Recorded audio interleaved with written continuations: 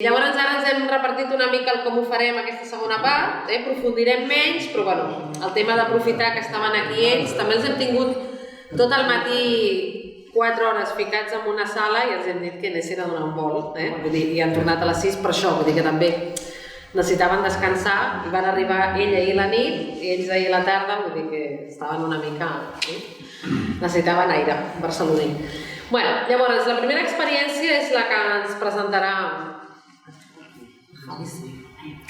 Jasper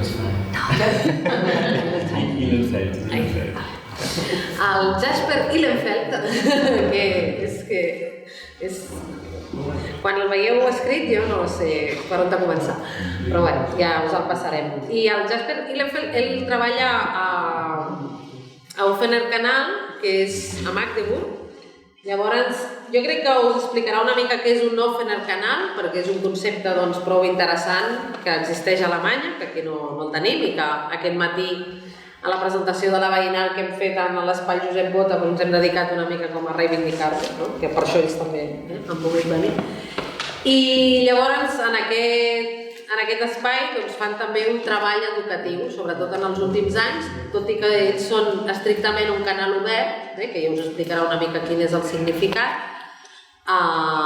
Doncs you are doing this work of pedagogical work also and social work with different associations, schools and college. Okay. Bueno, doncs us explicarà una mica i llavors hem quedat que us farà una presentació general i llavors parlarà d'alguns de les experiències i dels casos del que ell ha triat com per donar-vos a conèixer. You will explain a little bit in general. Yeah. Also open channel, what is mean? Sure. Okay. And then English, it's no problem, and with French we will translate. Okay? Yeah. I will translate for them a little bit. Okay, yeah. Hello. Who of you has been here today, this morning? Nobody, no? Nobody. Okay, then I can tell the same things as I did before. You were there, okay. Only an hour and a half. Then it will be a little bit repetitive for you maybe, but I will try to make it... I had to leave, so I didn't listen to it. Okay, you didn't listen to it, okay. How familiar are you guys with the concept of open channel? Did you hear? Did you know about it? Then I will tell very broadly and how the system is in Germany with open channels. So yeah, it's a little spontaneous, this presentation, so I will work with our website a little bit, what kind of projects we do, but first maybe to the history of open channels. So it's basically in the 80s in Germany, private television was born.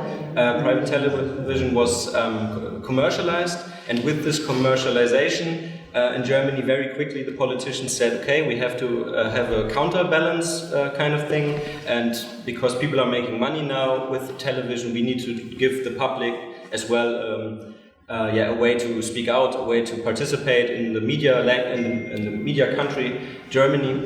And so many open channels were built and were growing, and till the 90s in every big city, like middle 90s, every big city had such an open channel. And the open channels were places where everybody could go. The concept is pretty simple. We have resources in these open channels, media resources. We have a television studio, we have live streaming devices, we have cameras, we have lighting equipment, etc., etc. And so everybody could come there, rent our stuff, and the only deal we would have with the users is that we send what they produce. So they can produce everything they want. It doesn't have to be a political topic or a social topic. It can be whatever they choose. That's the democratic base for an open channel, and so we will provide the resources for that. With that there came a lot of problems because normal people, normal citizens, are normally not able to produce good television or to produce quality content.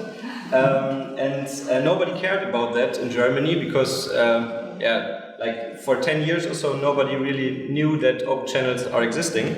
They were existing, but like many people just don't know. And then people thought, oh, okay, you guys do television, but it's like very boring to watch. It's very, it sucks a lot. So the open channels got shut down. Many of those were rationalized in Germany and couldn't held up to the professional level, and it was sanctionized.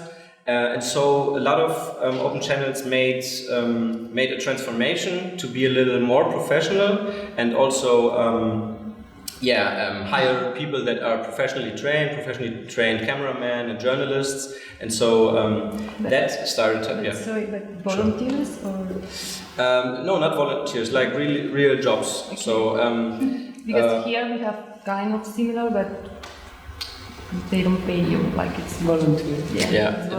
We also have a lot of volunteers as well. To produce that much content that we do, we need a lot of volunteers. But in every open channel that is still existing, there are, it depends, but 3 to 4 people who really work there. So I am, nice. That's pretty nice. So we're very lucky to have that in Germany. And because in Germany it's really, it became a law that public television has to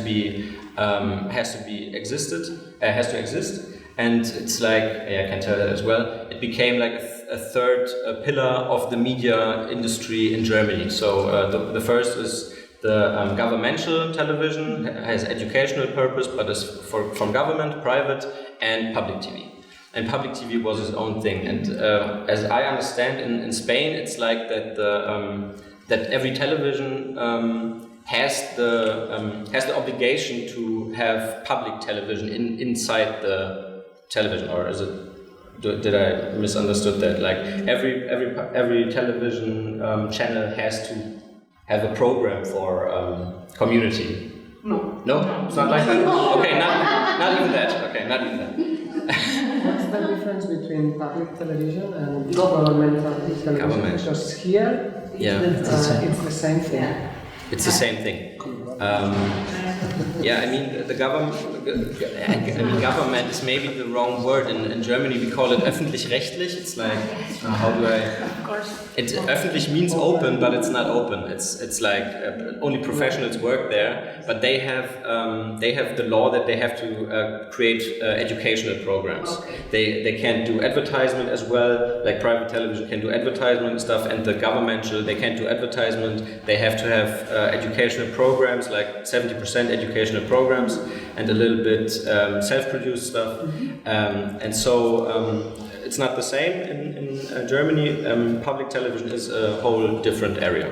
It's a whole other system. For instance, an example of public television is Das Erste?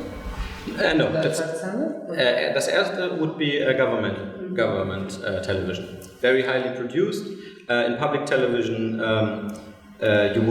you have lots less people working there, less professional people working in public television. But it's its own entity, and so it's very freely. It's very unguided, and the topics that you can create in public television are very broad. And so this change began in the 2000s. Lots of public television channels got shut down. In West Germany, it's maybe you have 1 or 2 public televisions per district, not district, per Bundesland.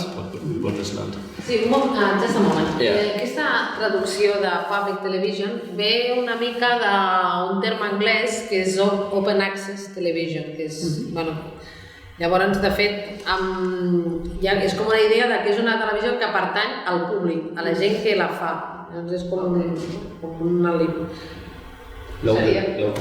public television. Sí, exacte. Però it's made by the people. Exactly.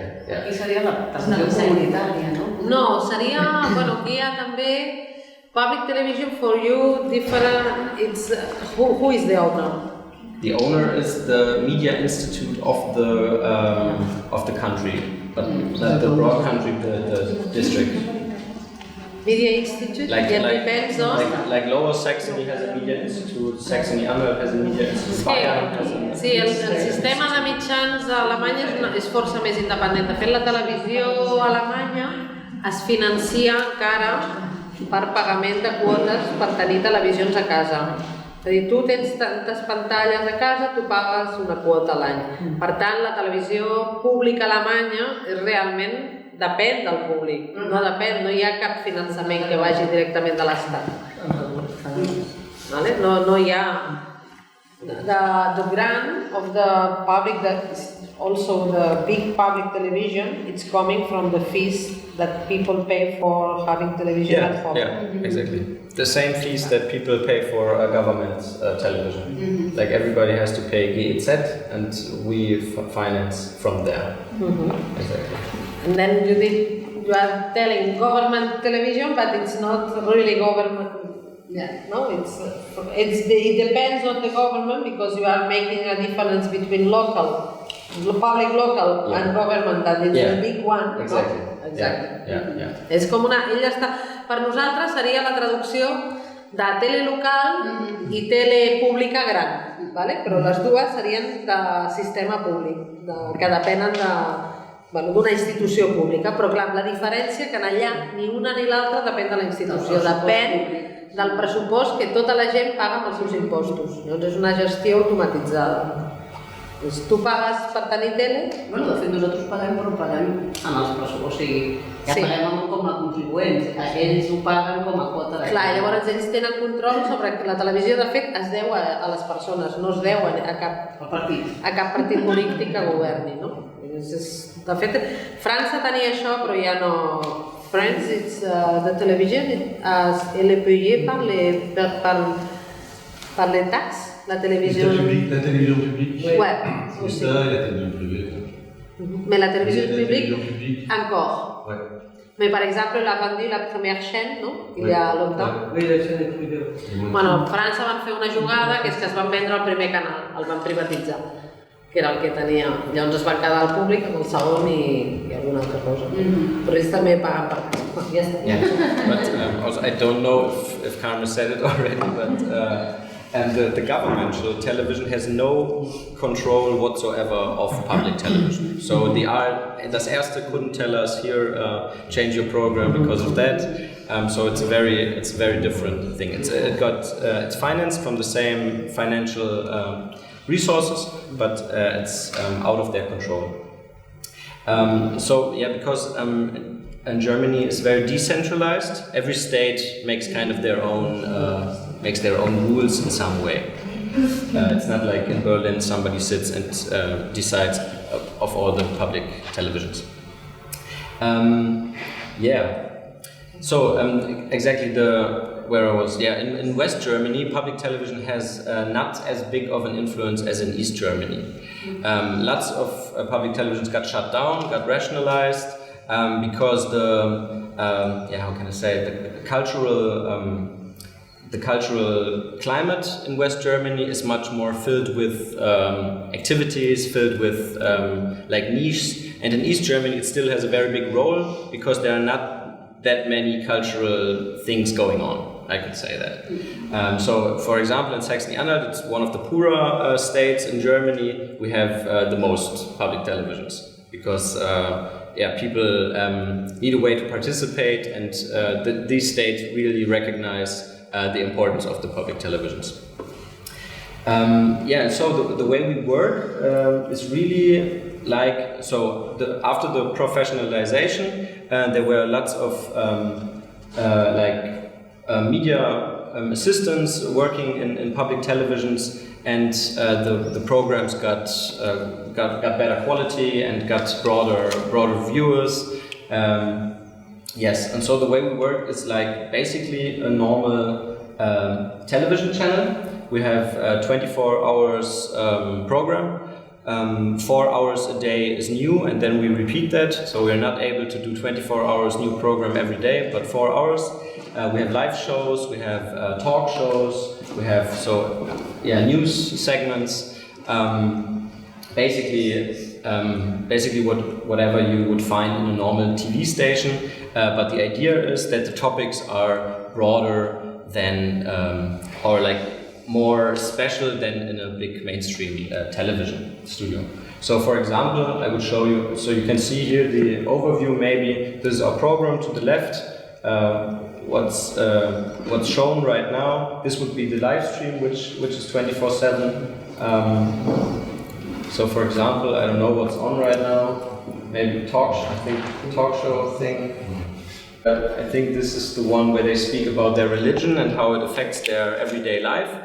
And so we have a normal program like every television channel would have. And here you can find all of our shows. Most of those shows get produced by us or by our users. So there are some shows we produce with. So there are some shows where we have more influence as the people working in Open Channel, and some that are created separately out of the Open Channel.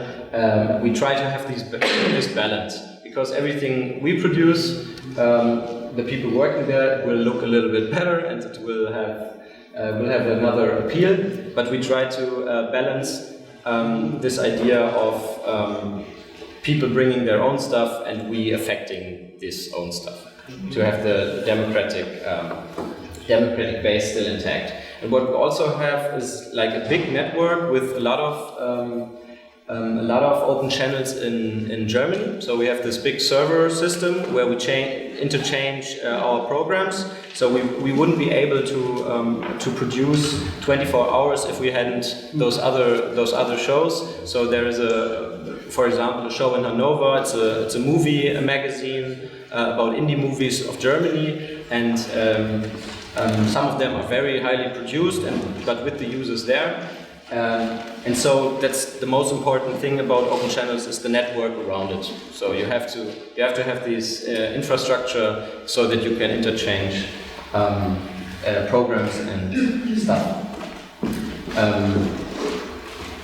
There should be more meetings as well in Germany. We don't meet as often. We just interchange our stuff, and that's it. We should talk a little bit more, but most Germans don't like that, so we don't do it. They just like to produce. Yeah, so these are some examples. I could maybe show you some examples. So first, this is the base of our work. It's these shows produced by the users. The other base, the second big thing, where we also earn money, is through projects. It's through educational projects, which are financed from a separate source. So we have this one finance coming from the Media Institute of Saxony-Anhalt. They give us yearly money, and we also get a little bit from the city of Magdeburg.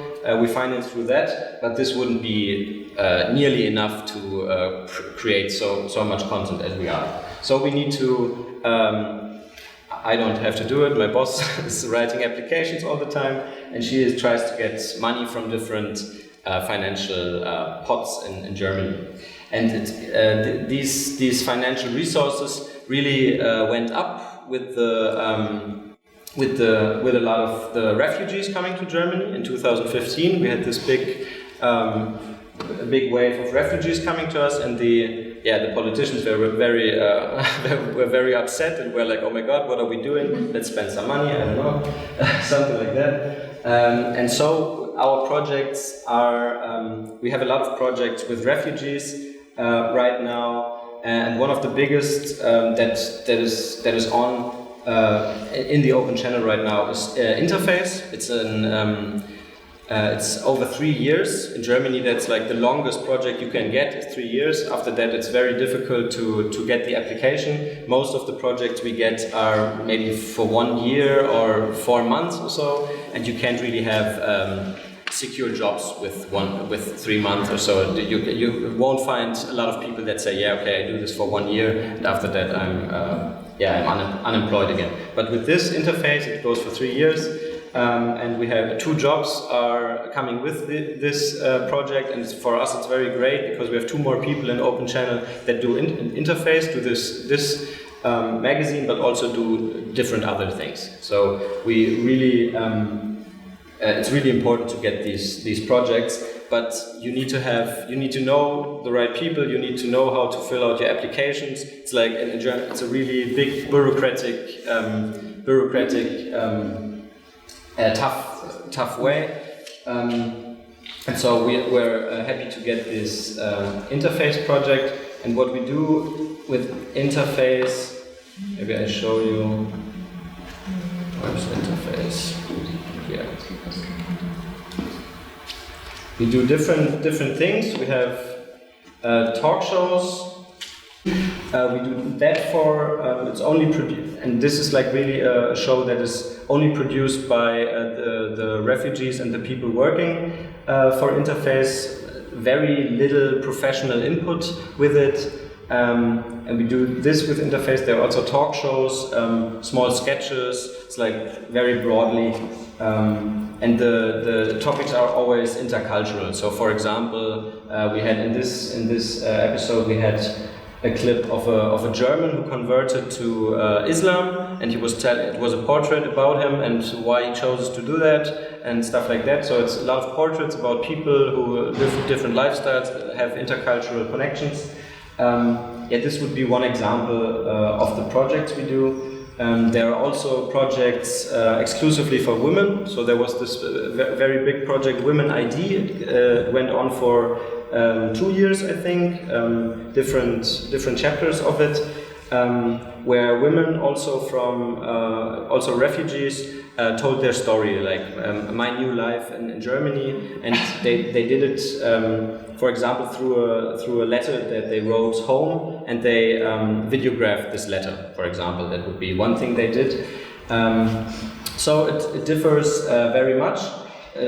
So for one example, we have these very political, intercultural topics, but also we have pretty random topics. So for example, one of the most successful shows we have is a show only about metros, like metro system. So it's like a real nerdy guy who likes trains, and he is telling about trains for 50 minutes, but it has round about 5,000 clicks on YouTube every episode, and we are like, how does that happen? We don't really know. But I mean, he is in a niche where nobody does stuff about trains in Germany, and so he fills out that niche. And in a mainstream television station, they would be like, "Are you insane? We don't do this kind of show." And so these kind of people come to us, and they really enjoy one topic. So, for example, we also have a show about video games, or a queer talk show, Go Queer it's called, so queer topics around Magdeburg. And so these people are coming to Open Channel and produce television. So anybody can come and say, hey, I have this idea. Yeah. Do you give me the space to show it? With some Ausnahmen. Yeah, with some rules. Yeah. With some rules, because for example, we can't do image movies. We can't do advertisement as well as governmental TV. There are many people coming to us. Hey, I have a concert tomorrow. Can you give me a camera? I want to film it. I want to make a little advertisement for me. And we have to say no. That's we can't do this. It has to be neutral, and it has to be objective, kind of objective. And also, if people want to do political propaganda in any kind of way, I mean, we have political shows, but we really have to take care, we got in trouble for that as well, we really have to take care that every political party is represented somehow. I was telling this earlier as well, in Germany we have a very big party right now. It's a right-wing party. I don't know if you heard about it. I mean, a lot of AfD. It's alternate Germany, is it called? And for example, there's no law that would forbid those guys to come to us and say, "Hey, we want to do an AfD show for you." I mean, we could manipulate it somehow, but there's not really a rule against it, because they are right now. People vote for them, and they are a democratic party still. So that would be a problem. We have to take. Yeah, we have to be. You have to rent, or it's for free? You have to rent the space. It's for free. It's for free. So you just have to become a user. You come to us and say, "Hey, I want to have a camera." We tell them, "Yeah, the only deal is we send what you produce. Doesn't matter what you produce, you have to give it to us." I mean, if it's really bad, we can still decide not to use it. But normally we send everything. Yeah, and we give also workshops in camera. Yeah. You can have camera, do whatever you want. Exactly. It's like it's the concept of television. It's the other idea of the broadcasting television. In this case, it's a narrowcasting television. It's each one can explain the things that they think that they could share with the others, no? And that's the idea. It's completely contrary. The opposite. The opposite.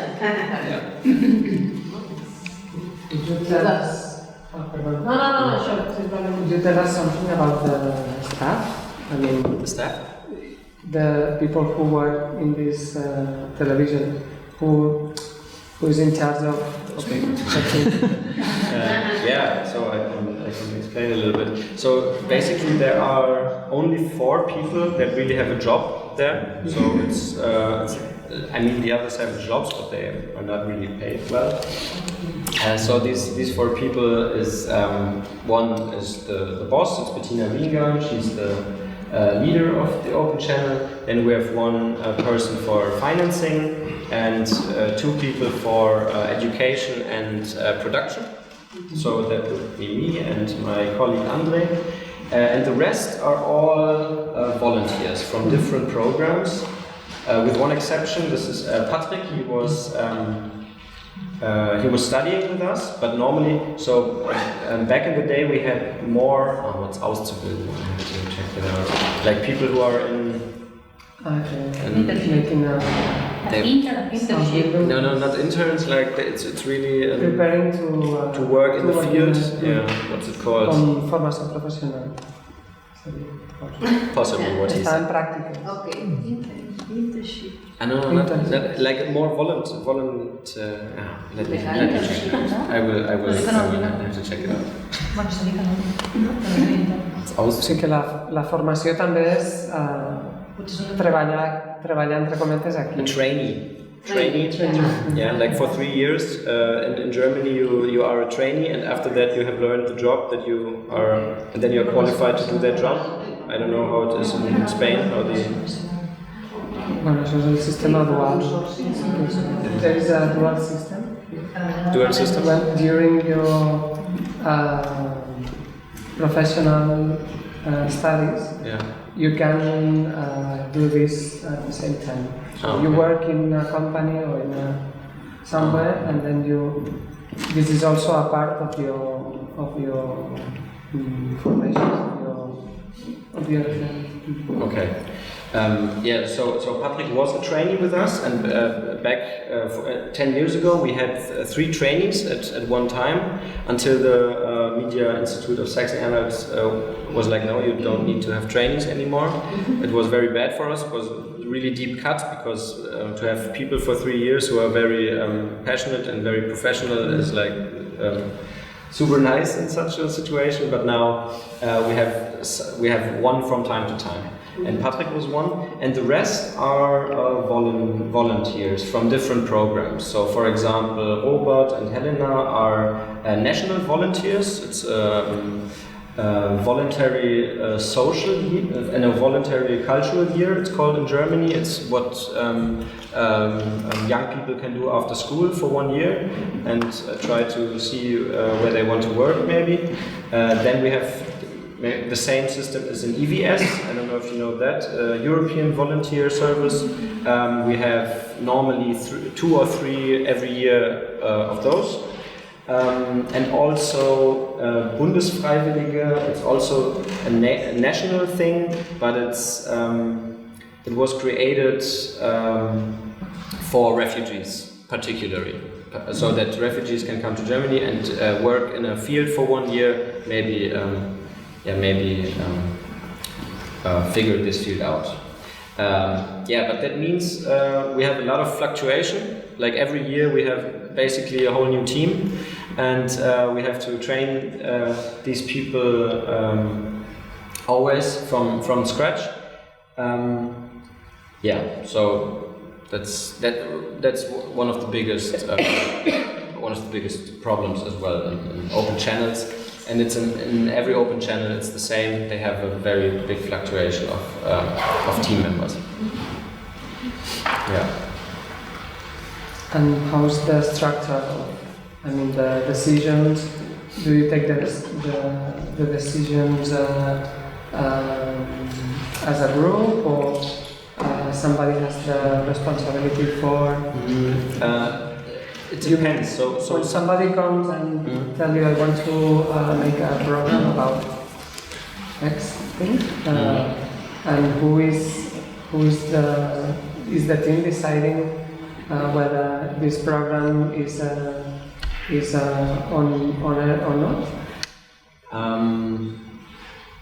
Yeah, we decide that in the team. We speak about it in the team. There are different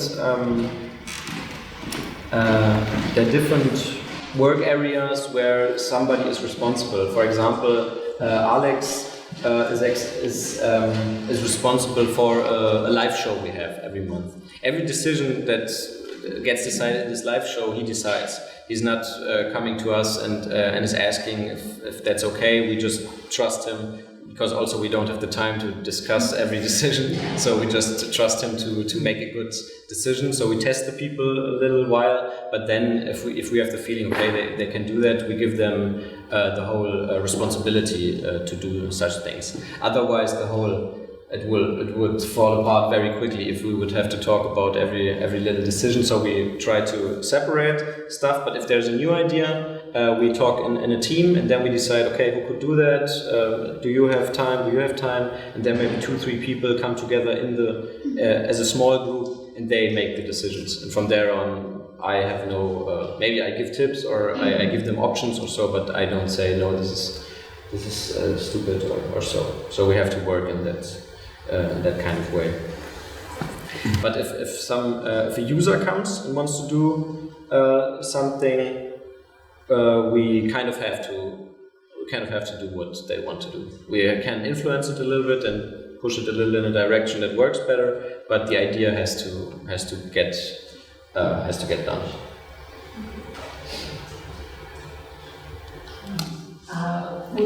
What do you think for you when you say that you work in an educational way with television? Mm-hmm. How do you manage with people? How do you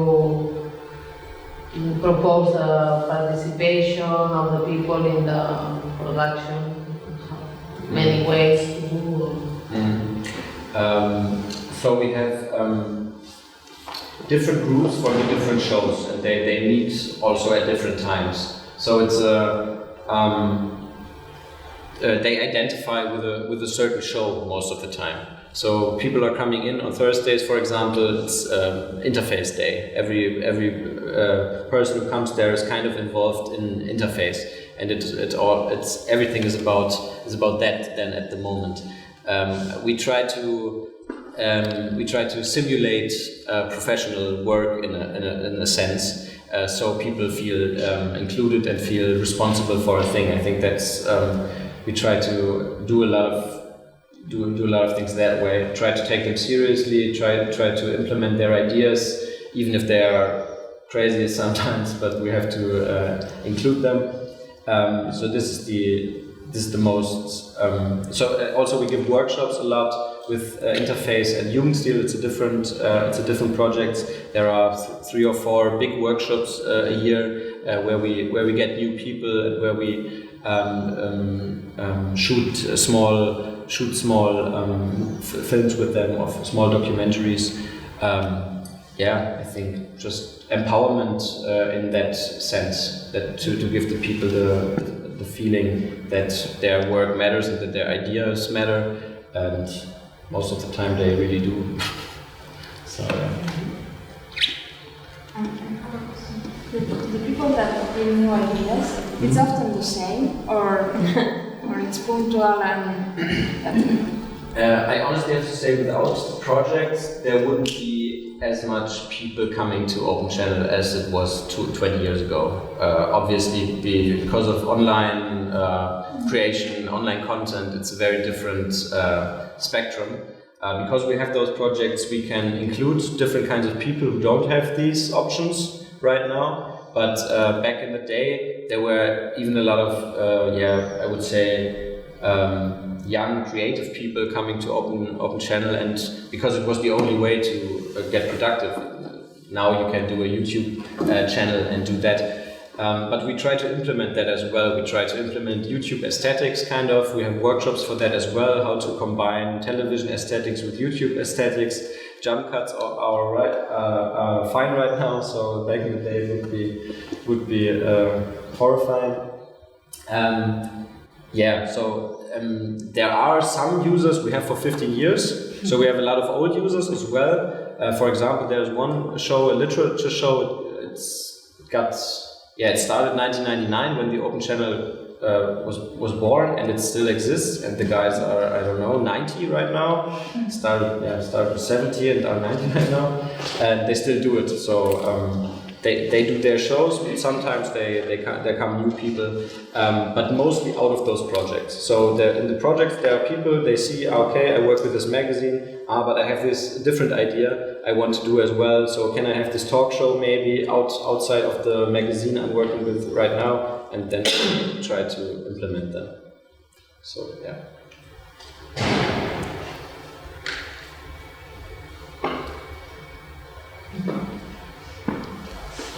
Maybe we can. Al final podem acabar de fer algunes preguntes a Comuns, si us sembla, no? Però tenim la presentació de Tabasco. For example, there was one project, Magdeburg Discovery, where we got, sometimes we get like really professional filmmakers to do stuff, and that was one thing where we got like professional filmmakers to do a project with us, and so the quality was very, very good. So we do these things as well, but also other things. It's fine. It's okay. On va commencer quoi? Parler doucement. Je suis un peu fatiguée déjà. D'accord. Tabasco Ah sí, yo esperaba la presentació, estoy un poco... sí, un momento, sí, es que yo m'he estalviat ara. El Benoît Ferrier i Elodie ells venen de Tabasco Video, que us he explicat una mica al principi, és un projecte de Marsella, de la vora de França. És un projecte que va néixer a finals de... Bueno, no sabia de... Tabasco Video, cette année. Cette année, no? Projecte que va néixer això fa 20 anys i que va néixer una mica com a relat amb un... Ara us explicaran ells una mica el que ha derivat, però va néixer relat amb un barri que es diu el barri de Alemanya, que és un barri així doncs, de la zona del port de Marsella, que està davant del port vell, i bueno, ells una mica s'inspiren en una manera de fer que està força extesa a França. França, per contra d'Alemanya, no té dret a l'emissió, diguéssim, és molt difícil tenir un permís per poder emetre. Hi ha una llei del 2001 que el que et dona són permisos d'emissió temporal, però que llavors són molt costosos, i és com complicat. Llavors la majoria de projectes de televisió participativa el que fan és o web-tele, que és una mica per on van començar ells, o llavors ho complementen també amb difusions en sala. Que això és una cosa que és també molt extesa allà. Seria una mica el cas contrari amb ells, però bueno. I l'interessant que estiguin ells aquí és també perquè de la mateixa manera treballen molt al territori, la implicació amb els actors del territori i com portar-los cap a l'audiovisual. C'est l'invitation là. Alors, Benoît, tu peux commencer. Je répète ce que tu as dit, c'est ça? Non, j'explique un peu d'où est-ce que vous venez, le concept de la différence que vous n'avez pas les émissions en France, que c'est difficile de les avoir, qu'il y a la loi de 2001, tout ça. Et après, que par contre de l'Allemagne, qu'ils ont la possibilité de faire des émissions, vous travaillez surtout sur le territoire, vous vous rapprochez aux acteurs du territoire, vous travaillez avec eux, sur l'audiovisuel, proposer des productions avec, tout ça.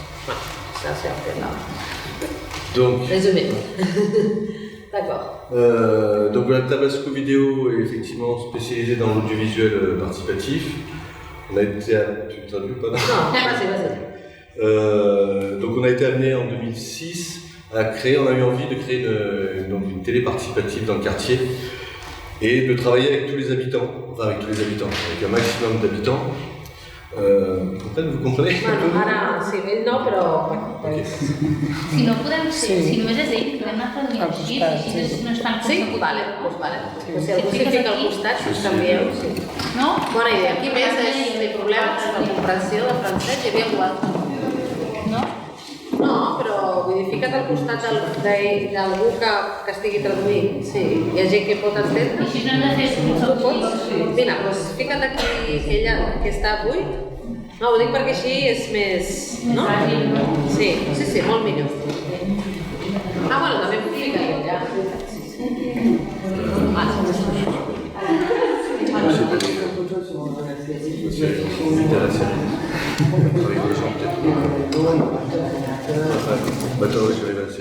Donc voilà, le début de cette action, en fait, on s'est dit on va aller travailler avec un maximum de personnes et on va s'appuyer sur les structures qui accueillent du public dans le quartier. Donc c'est un vieux quartier populaire de Marseille. Et donc on allait voir les écoles, le centre social, des associations un peu culturelles, sociales, qui accueillent des migrants. Enfin, c'était des publics très différents. Et on leur a proposé de créer des ateliers de pratique vidéo, mais basés sur la réalisation, sur la conception de produits. Donc nous on a amené des petits, un peu de théorie, bon, comment cadrer. On travaille très vite avec le matériel vidéo, comment faire des images, comment prendre du son, comment monter une interview, et on allait dans la rue, capter, faire ce qu'on appelle des micro-trottoirs, faire des petits reportages comme ça. Et de fil en aiguille, on est devenu un peu un des acteurs du quartier qui permettait de fédérer plusieurs structures, plusieurs projets. Et on montait, donc en 2 ans, on a travaillé avec beaucoup de gens différents. On a monté des magazines, on a monté une web TV, effectivement, avec différentes rubriques. Il y avait la télé des enfants, la télé du collège. Et de fil en aiguille, en fait, le gros projet au bout de 2 ans qui a été réalisé, c'était de faire une fiction. Donc on a monté une série de 3 épisodes d'environ 50 minutes chacun. Donc c'était un gros projet qui nous a pris sur 3 ans. On va vous montrer une bande-annonce, comme ça vous verrez un peu des images aussi. Et l'idée, voilà, on s'était associé avec une structure qui faisait du théâtre dans le quartier. Quelques habitants aussi qui ont participé à la réalisation du scénario.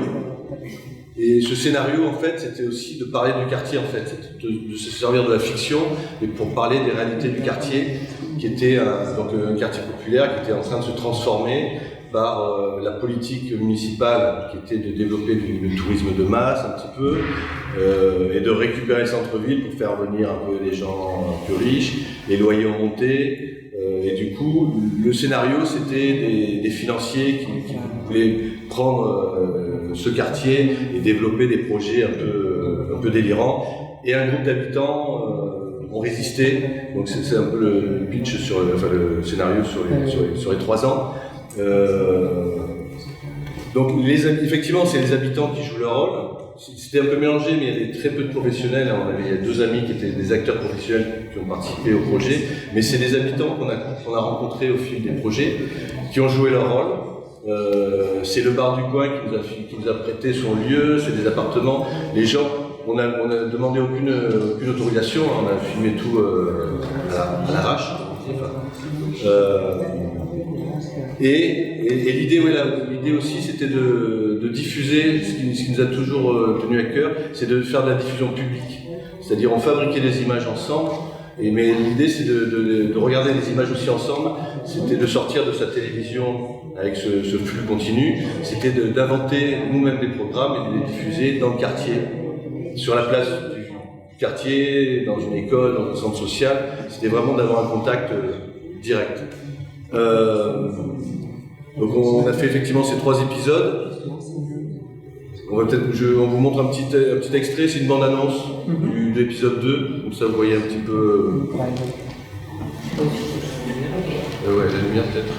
Et puis, n'hésitez pas à poser des questions peut-être. Soit plus d'un échange. Sí, bueno, que veurem un fragment i si voleu preguntar coses també, una mica de perquè ens he sentit aquesta Et la musique avait été composée par des musiciens du coin, on a fait des clips, enfin, ça fédérait toutes sortes d'énergie autour de ce projet. Il y avait quand même à peu près 60 personnes par an qui travaillaient dessus, entre les comédiens, les gens qui nous aidaient à la technique. Et c'est vrai qu'on a pu faire ce film parce que pendant 2 ans, on a travaillé avec toutes sortes de publics, on a rencontré des gens voilà, qui étaient, comme on dit à Marseille, des figures, des gens qui pouvaient être des acteurs encore mieux que des acteurs. Et c'était aussi, alors pour l'histoire, rapidement, c'est un petit clin d'œil, c'est que quelques années avant, la télé nationale française a fait une telenovela, une série sur ce quartier, mais en studio. Et les Marseillais n'aimaient pas trop, c'était pas trop Marseille non plus. Et on s'est dit, nous on est du quartier, on fait de la télé dans le quartier avec les gens, on va faire notre série à nous et on va dire voilà, des choses un peu qui concernent ce quartier qui était en train de vraiment se transformer. Et c'est ce qui est arrivé un peu plus tard. Nous on a vu, alors on a vraiment vu entre 2006 et 2000, la télé, on l'a fait fonctionner jusqu'en 2012. Donc juste pour dire aussi un truc, c'est que chaque année on montait, on faisait pas que de la fiction, on montait un plateau télé. En public, bien sûr toujours en public, enregistré quand même par des gens du centre social, enfin on essayait d'impliquer les gens, et sur des thèmes de société, mais aussi du quartier, les questions de la piétonisation, la question de l'aménagement des places publiques, un peu l'habitat, sur la question de Marseille devenue capitale culturelle en 2013. C'est un peu problématique, on a monté une émission autour de ça. Donc on faisait des plateaux télé, des émissions, de la fiction, on a fait c'était un peu toutes sortes de formes cinématographiques, on a touché au documentaire. Ce que je disais ce matin, il y a des comédiens, enfin des acteurs qui étaient épiciers dans le quartier, qui est venu nous voir quelques semaines plus tard, et en fait ce qu'on racontait dans le film, il est venu nous voir, l'épicier s'est fait virer, ça faisait 20 ans qu'il travaillait dans le quartier, c'était un vrai acteur du quartier pour les petits vieux du coin, et il est venu nous voir en disant voilà j'ai reçu ma lettre, je dois partir dans 3 mois, je peux rien faire, mon avocat m'a dit je veux... Est-ce que vous pouvez faire quelque chose avec moi? Donc on a fait un documentaire sur la fin de son histoire, enfin on a raconté ça. Donc cette télé s'est vraiment fait au fur et à mesure, avec les énergies des gens, les idées de certains. Soit effectivement on faisait des ateliers dans des cadres plus cadrés avec les écoles, on formait les jeunes à l'outil vidéo, on a fait des petits reportages dans le quartier, mais aussi petit à petit il y a certaines personnes qui sont venues nous voir, soit qui avaient un projet, demander de les accompagner un petit peu sur l'écriture ou le montage aussi. Donc c'est vraiment une télé qui s'est fait un peu comme ça au fur et à mesure. La fiction, on n'avait pas imaginé au début, c'est aussi une télé qui se faisait à l'apéro, ou à l'heure de l'apéro, autour d'un verre. On se rencontrait, on se croisait, on échangeait des idées.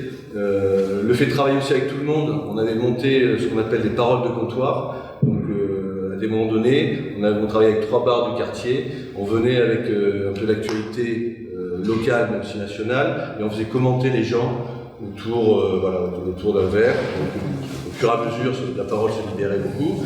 Donc on essayait vraiment des formes, ce qui nous intéressait, c'est de travailler des formes très différentes. Quoi.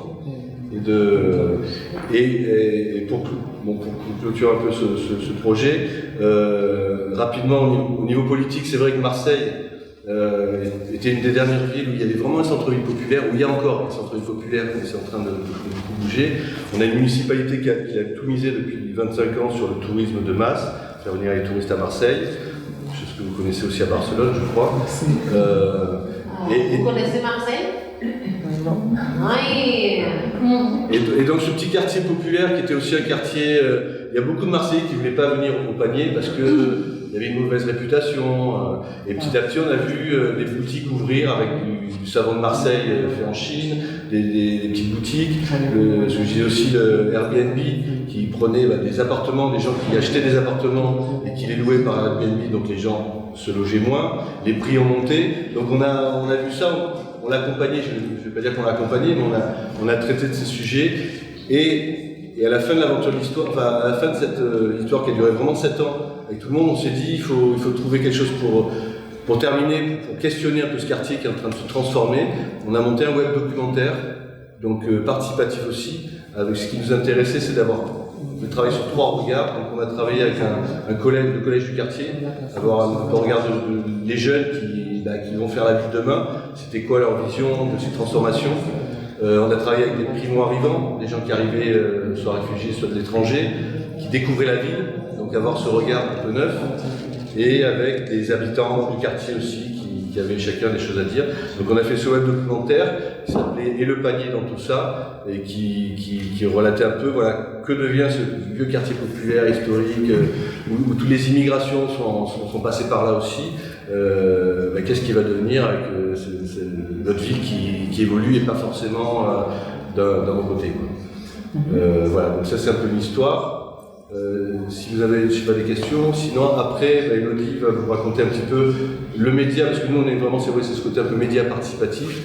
On a évolué aujourd'hui, on a voulu aussi changer. On est toujours dans le centre-ville de Marseille, c'est un peu déplacé, et on a créé ce projet.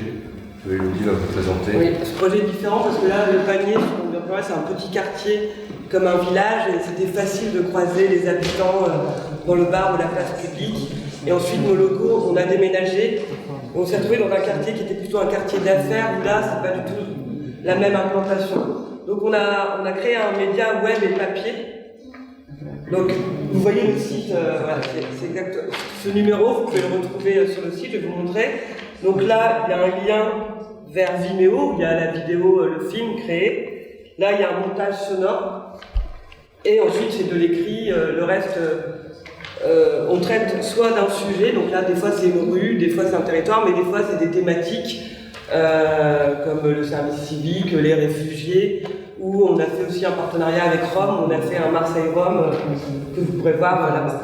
Juste pour vous montrer sur le site comment ça fonctionne, parce qu'il est un peu compliqué parfois. Là, vous avez les numéros et vous retrouvez, par exemple, celui-ci, donc territoire.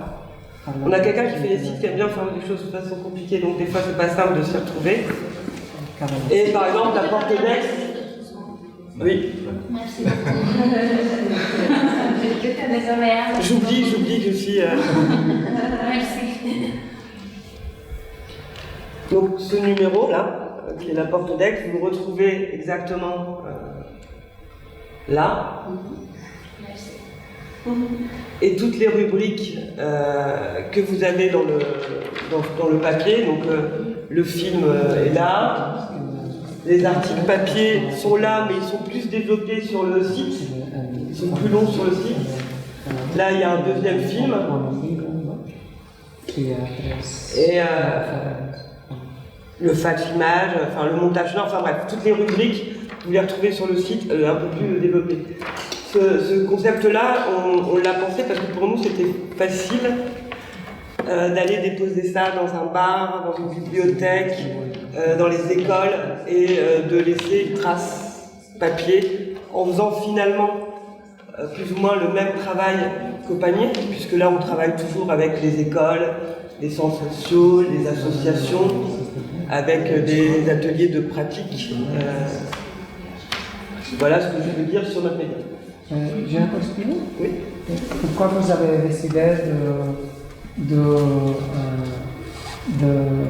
d'avoir cet magazine avec un papier? Pour pouvoir laisser une trace physique dans les bibliothèques, dans les écoles. Les gens prennent le papier et repartent chez eux et disent « Ah, un film, on va y aller, etc. » Parce que le papier fonctionne encore, non? Le papier, il fonctionne dans certains lieux, comme le bar du quartier. Lui, celui qui va boire son café, il va le regarder.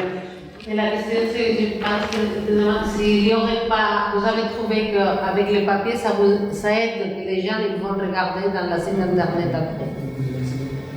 L'idée, c'est que le papier, c'est une trace pour faire que les gens ils vous visitent à l'internet pour voir les films. Ça, et aussi, on avait envie de traiter les sujets un peu autrement, avec l'écrit, avec le son, avec l'image. On avait aussi envie de traiter un sujet de façon, la vidéo. Mais c'était un peu ça quand même, c'est qu'effectivement les journaux papier disparaissent, les journaux deviennent de plus en plus sur internet. On s'est dit, tiens, on va faire du papier, ça disparaît. Et comme disait Elodie, ce qui est intéressant, c'est que quand on traite une rue, on rencontre les gens et après on va les amener un peu partout. Le salon de coiffure, les gens, au lieu de lire les journaux un peu débiles, ils vont regarder ça, tiens, c'est le quartier, on parle du quartier. C'est une façon, voilà, c'est aussi une façon un peu différente qui nous a intéressés. Les enfants aussi, on fait beaucoup de numéros avec les enfants et les enfants sont contents, ils ont un souvenir en plus du film avec le journal. Combien de personnes vous travaillez dans les projets?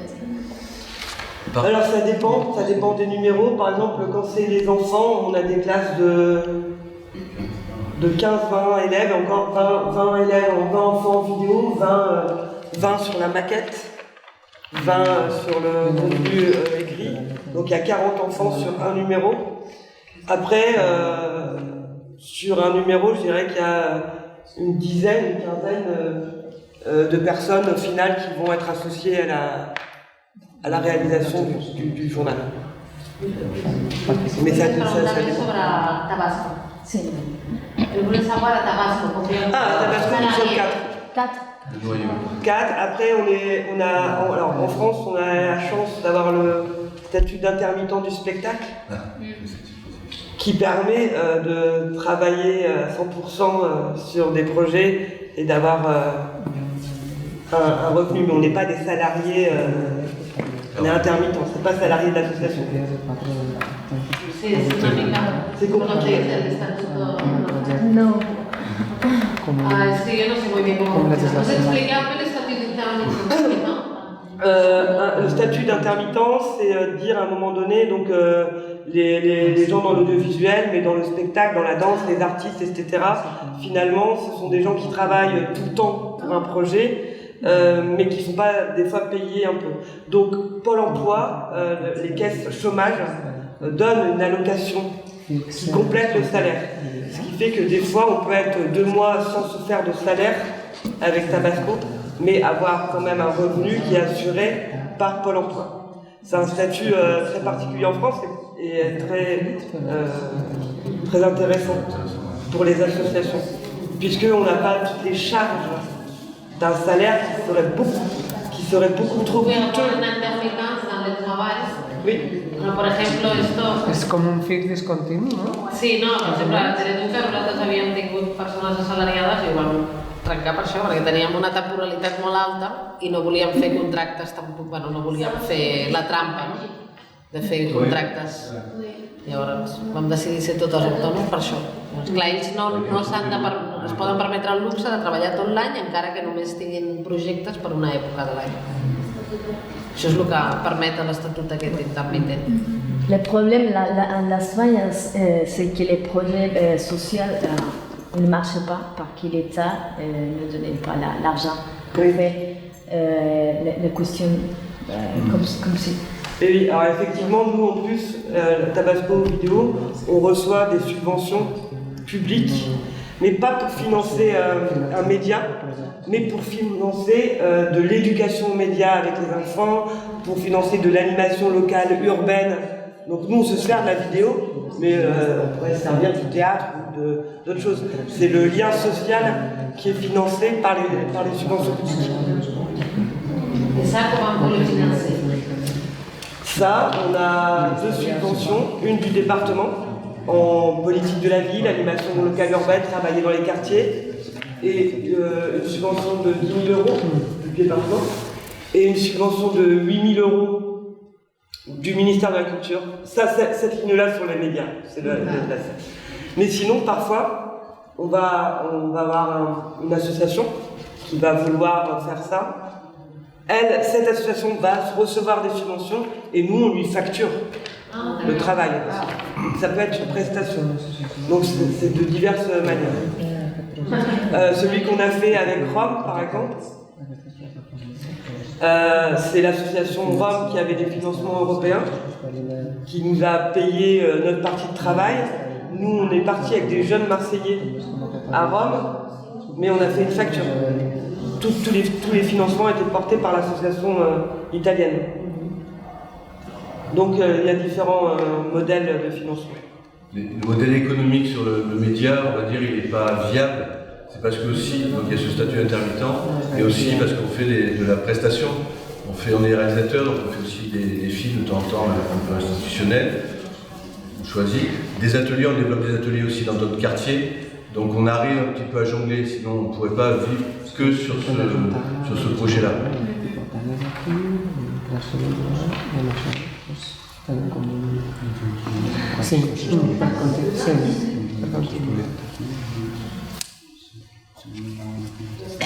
Comment a changé le quartier avec l'intervention de Tabasco, par exemple?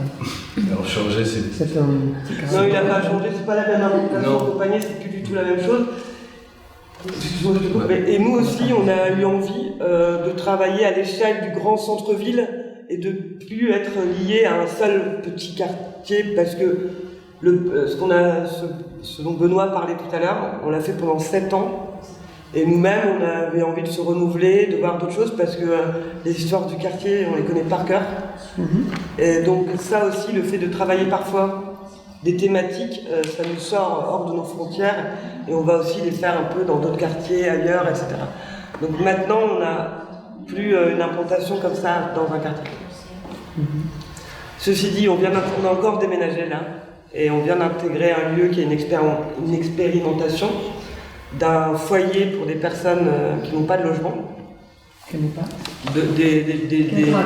sans domicile fixe. Et à côté de ce foyer, il y a une quarantaine de structures sociales, culturelles, etc.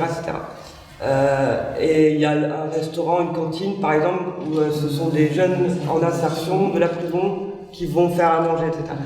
Et nous, dans cette dynamique-là, on va développer ce média avec toutes ces structures qui vont faire vivre ce lieu. Non, je suis en train Et vous avez déjà commencé avec ce projet? On vient d'arriver, ça fait un mois. Ce qui est intéressant, c'est que c'est un projet qui est sur 3 ans, c'est du provisoire, de l'éphémère. Et c'est les gens qui sont à l'intérieur de cette structure qui vont pareil faire vivre le lieu, c'est des échanges qui vont se passer. C'est une expérience, ce qu'on dit en français, c'est un tiers-lieu, un peu le côté tiers-lieu. Et c'est vraiment, c'est de mélanger les structures culturelles, artistiques, sociales, mais aussi des petites entreprises. C'est d'avoir des gens très différents et qui vont participer. Chaque association, par exemple, va devoir partager le ménage, des choses comme ça, mais aussi au niveau de la cantine, on va devoir faire un peu les barman, et puis inventer la vie de ce lieu. C'est une sorte de... Le lieu, c'est un lieu prêté, là c'est la préfecture, donc c'est l'État, c'est un lieu abandonné. La ville voulait faire une école, ils n'ont pas d'argent, et pendant 3 ans, ils nous le prêtent, et il y a vraiment une implication de chacun pour faire vivre ce lieu, quoi. C'est le temps zéro. On a déménagé tout ça en janvier.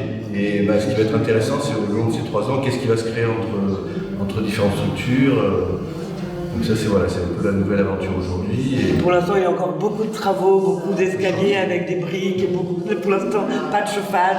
Donc là, il y a une mise en route un peu compliquée.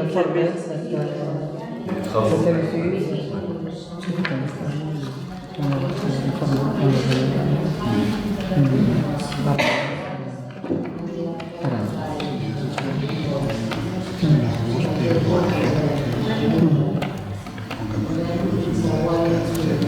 Et ce qui nous intéresse aussi, c'est vraiment de travailler avec des publics très différents. Et là, par exemple, l'hébergement d'urgence, donc il y a des réfugiés, il y a des sans domicile fixe, des gens qui n'ont pas de logement. Il y aura 80 personnes quand même dans ce lieu. C'est aussi de proposer des ateliers. Donc, ce qui nous plaît, c'est on peut travailler avec toutes sortes de publics, et toutes sortes de publics peuvent se former à l'outil vidéo et faire une production, en étant bien sûr accompagné. On ne s'improvise pas réalisateur, mais on peut donner, nous ce qui nous intéresse, c'est de donner les outils et que les gens fabriquent des choses, inventent, et effectivement, il y a un encadrement, il y a un aspect de formation, d'encadrement, mais on part du principe que tout le monde a des choses à dire, et cet outil vidéo, finalement, aujourd'hui, en plus, on a tous une caméra dans notre poche avec les téléphones. Donc comment donner des outils pour apprendre à faire un bon cadrage, faire un micro-trottoir,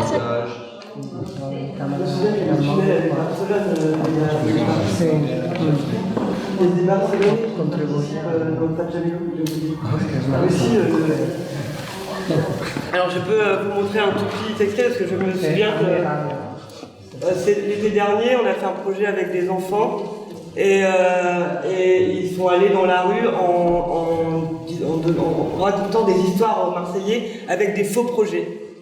Et ils ont fait croire qu'il y avait un projet d'un transport qui faisait Marseille-Barcelone en je ne sais plus combien de minutes. Et il y a des Barcelonais qui ont participé, ça dure 1 minute, je vais vous montrer l'extrait parce que je viens de me souvenir de ça. Des gens qui ne connaissent pas dans la rue, mais là, elle a appelé, c'est la sœur de Yacout, Karma. Au début, c'est la sœur de Yacout.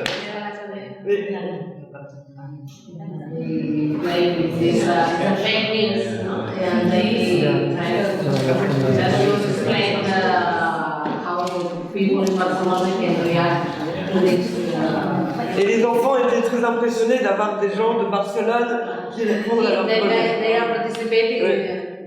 Ils sont en train de participer dans son...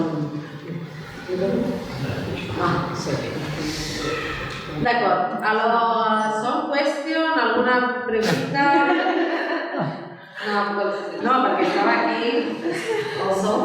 Last question, alguna última pregunta, quelque question à demander, à se déposer, à partager avec? Est-ce qu'il y a une expérience aussi similaire à Marseille? Oui, dans d'autres... Oui, à Marseille, à Marseille, il y a déjà au moins 4-5 structures, au moins 5 structures qui font un peu le même travail. Alors pour la petite histoire quand même, je vais le ramener un peu. Quand on a fini notre télé participative, on a quand même donné... Enfin, il y a 2 télés participatives qui sont issues un peu de ce projet. Dans d'autres quartiers, c'est des gens avec qui on travaillait. Dans l'arrondissement à côté, qui est un quartier populaire aussi, il y a des télés avec les têtes de l'art, par exemple. Et à Aubagne, qui est dans l'agglomération, c'est des gens qui ont été un peu aussi influencés des rencontres. Et qui, donc, quand notre télé s'est arrêtée, il y a 2 télés qui sont nées. Donc voilà, on était assez contents aussi que ça continue. Et Tabasco Vidéo fait partie aussi, alors tu en as peut-être parlé, d'une fédération nationale qui regroupe une quarantaine aujourd'hui, c'est bien en partie. C'est une fédération qui a été née dans les années 80, très ancien, donc qui vit depuis un moment, et qui regroupe 40 comme ça initiatives dans la France entière, basées vraiment sur la télé participative, sur l'audiovisuel participatif, sur comment impliquer les gens dans des projets de territoire, soit la campagne, la ville, les villages. Et c'est vrai qu'en France, on a quelques actions qui ont démarré depuis les années 80. Donc dès que la vidéo est apparue, en fait, mais je pense que c'est partout en Europe aussi, en Espagne. Sí, mais ici, c'est d'arriver beaucoup plus à la télévision locale parce qu'il y avait la possibilité de faire des émissions à l'époque. Ouais. En France, on n'a jamais eu, on n'a toujours pas de diffuser sur des réseaux numériques, sauf la télé privée. Et sur IHF, non plus. Sur les canaux de IHF. Il y a des chaînes locales. Alors, il y a des chaînes locales qui existent aussi chez nous, mais c'est des chaînes privées. C'était il y a quelques années ce qu'on appelait télé Monsieur le maire. C'était beaucoup la mairie, la municipalité payait une télé, mais il fallait dire du bien.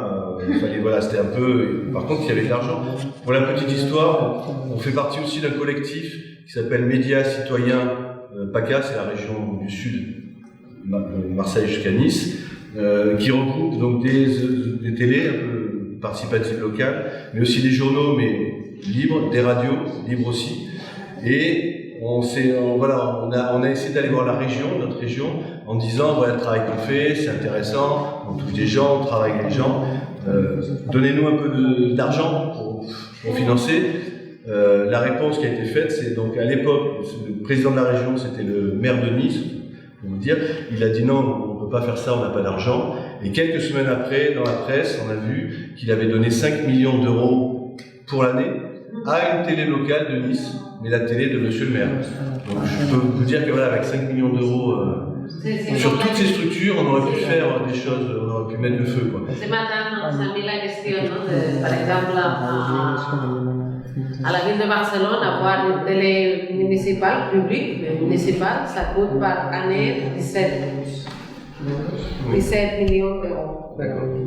Alors, pourquoi on va dépenser 17 millions d'euros pour avoir une télé et après, les gens dans les quartiers ne peuvent pas faire son... Nous, par exemple, c'est précarisé pour les groupes qui travaillent sur le participatif, et par contre, il y a un télé qui a beaucoup d'argent, parce que 17 millions, c'est beaucoup d'argent. Le cas de Barcelone. C'est un peu bizarre. Il y a l'argent pour faire quelque chose, comme on a fait chez vous. Y para ello, el nombre de la federación la audiovisual participativa tienen una web que se llama audiovisual en francès participatif, i allà podeu trobar, ja us ho passarem, però podeu trobar com totes les experiències que hi ha arreu del territori, perquè hi ha experiències molt diverses, algunes a les ciutats, en els barris, però d'altres estan més penjades a la muntanya, en zones rurals. Hi ha zones, per exemple, ells tenen també el tema de la qüestió catalana, basca. Llavors, per exemple, en el País Basc del Nord hi ha una televisió que es diu Canal que emet únicament en euskera. Un company que va venir aquest estiu aquí de la federació ara col·labora de tant en tant amb nosaltres a Teleduca i estem amb el Miquel allà.